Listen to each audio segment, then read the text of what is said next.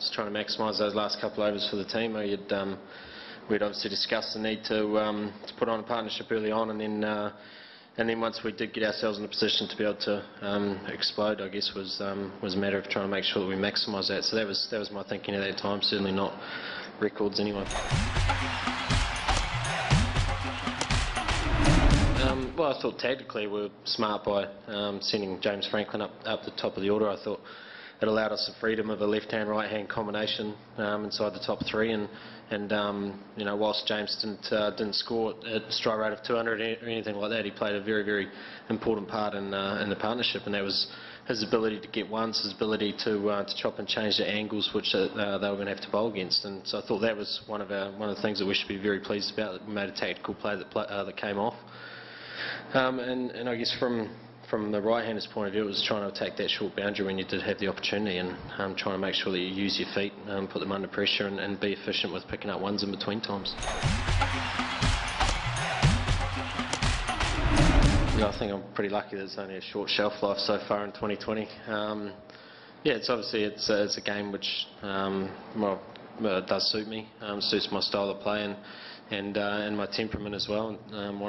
Always want to try and be aggressive when you're out there playing, and fortunate enough that I've played enough games now where you start to get a bit of a pattern of how you're going to play. So it's not always going to come off, but at least when it does, you've got a reasonable script in your mind of how to pace your innings, and what you're required, or when you're required to go after the boundary, and when you need to make sure that you just turn it over.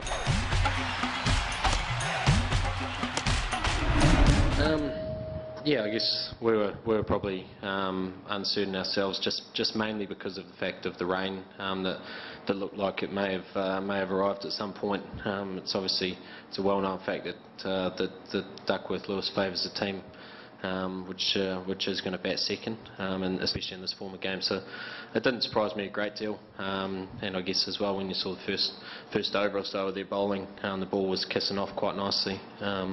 You know, they would have been reasonably pleased with that decision, I think. But yeah, I guess in the end it was a pretty true wicket right throughout. It didn't really spin a great deal, had nice pace in it, and it's obviously got a short boundary there as well, which allowed for high scoring. Yeah, I don't know. It's obviously I'm very pleased to be able to have made that contribution. I think there's been a couple of innings which I'll always remember. For various reasons, but this would definitely be up there amongst the 2020 knocks, and especially I think because there's you know, the uncertainty around only playing 2 games, and your pool play, you really need to turn up and play incredibly well in your first game to make sure that you give yourself the best opportunity of qualifying. So the significance of that, and to be able to get a performance under those circumstances, I was pleased with. And I guess some of the options as well, and also the fact that the left-arm spinners have posed us some problems in the past. It was nice to be able to put that one out to pasture for a little while.